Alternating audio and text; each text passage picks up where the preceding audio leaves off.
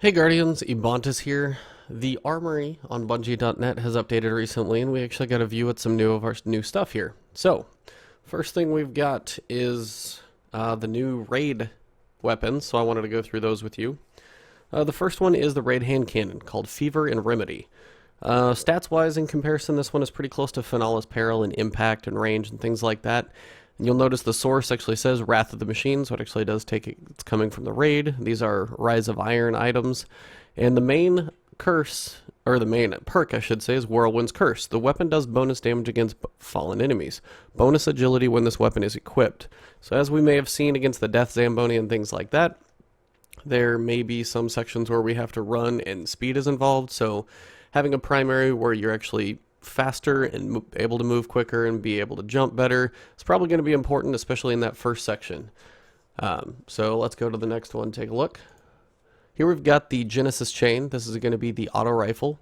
Again, similar perks down below. This one, stats-wise, compares to the Deal Breaker, but it's got a little higher stability than that one. Look at the attack values, though, on this one, because this is probably going to be your best bet to notice what the raid starts at. A lot of people had guessed somewhere in the realm of 365, and that is actually pretty much accurate. It looks like 365 to 385 is going to be the normal raid. And then from the previous one, you saw it was 385 to 400, looks like it's going to be the hard raid. So, from what we can see here, these are going to be the new raid weapons. So we'll keep going through. Here we've got the Chaos's DOGMA. This one, again, comes from Wrath of the Machine. And here you've also got this one showing actually triple tap on it, but Whirlwind's Curse is down below. Again, 365 to 385. As this is the scout rifle, it's a very high impact, low rate of fire. Think Call of Ance's Duty on this one. So a lot of these seem to also have the Omelon look to them. So I don't know if that's the foundry that got taken over and started producing all of these, but from what we can tell, a lot of them have this Omelon look. Next one we've got is the Steel Medulla. And this one actually has full auto on it for a pulse rifle, which is pretty cool. This one falls into the PDX-41, but it's got a little better range and stability in both departments, so not a bad gun here. I think this pulse rifle could be pretty valuable. 33 bullets in the magazine, full auto. Sounds like it's got a pretty good option to it. Next, we come to the special weapons. First, we've got the sidearm ZEAL Vector. This one is void, and it looks like everything is void. And I don't know if that's a placeholder or if every single gun we get in this raid is going to be void. I'm not sure if that's just something they cycle through. I'll have to kind of be curious and see. Doesn't look like any of the primaries have a damage type on them, though, so no change in that department. But for now, it looks like all the special and heavies seem to be void. So this one is, again, going to fall pretty close to, I want to say, the Iron Wreath D as kind of, it's actually the new fastest, lowest impact. That rate of fire is 98, so it's as high as it can be. The new rate of fire bar has actually changed for sidearms, so it's even technically wider, but they just changed the numbers in the scale, so it actually fits these. And the impact is actually the lowest, so keep that in mind, as this thing is going to be ultra fast but low impact. You're just going to be having a lot of bullets in this one. As you've only got 15 bullets, again, you're probably going to be looking for something like reactive reload is going to be helpful, but also anything to extend the magazine is also going to be a nice little benefit. We move on towards the fusion rifle here, and we've got the Ether Nova. The fusion rifle has fast charge rate, low impact, think like Split Shifter Pro, so you're going to be able to get these shots off fairly quickly.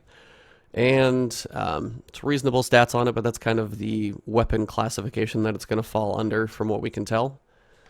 Next one we've got is going to be the QUANTIPLASM, and this is the shotgun. Looks kind of like a Hake shotgun, actually, so my Omelon theory before is pretty broken.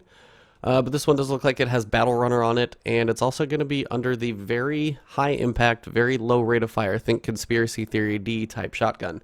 So this one is going to be making your shots count to take out one enemy, but not really to do a whole, blast on a ton of enemies in a row. So make your shots count and hopefully get out of there with Battle Runner. Finally, we come to the sniper. This one is actually going to be helpful because the impact and rate of fire on this one, highest impact, lowest rate of fire, the stats look like they match the Black Spindle. So if this is a legendary that can now do super sniping, this will be actually pretty valuable to go for. So keep this one in mind. It does only have 3 in the magazine, so that more confirms that this isn't a stat glitch, that this is actually going to be that really ultra high rate of fire, or ultra high impact, Then the C above it says Irene if SIVA return replication, else if SIVA run Ascension. So they haven't even finished all these little technical things on the armory yet, but from what you can see, this is going to be a pretty powerful sniper rifle. Finally, the machine gun, we've got if Materia, and this one is void again. This one is actually going to be the fastest rate of fire, lowest impact. This one's going to compare to the Diluvian, and it's okay for range in comparison to the Diluvian, but stability is still fairly low for any of the machine guns. Obviously, it's fast, so any stability you get on this thing is going to be extra beneficial. And finally, the rocket launcher, Sound and Fury. This one is actually decent on stats. Blast radius and velocity are relatively up there and decently even, so if you can get a boost to both of those, like a boost to blast radius and velocity, on both of those, depending on the perks and things that you get, should make this fairly nice. But the fact that it's got a decent blast radius and velocity to start, make it that it's going to be at least something that's worthwhile to get.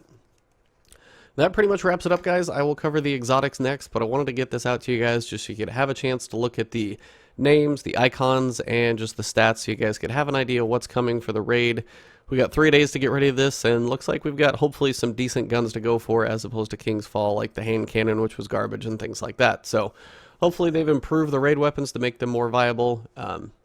Other than that, hope you guys enjoy tomorrow. I can't wait either. I'm literally chomping at the bit, counting the hours, so probably going to go to bed early so I can get up at 4 and basically be awake for the whole day. So good luck to everybody who's getting up early, getting off work to play. Good luck waiting. All of that. You guys just have fun, enjoy tomorrow, and just wanted to get this one out there for you guys. Have a good one.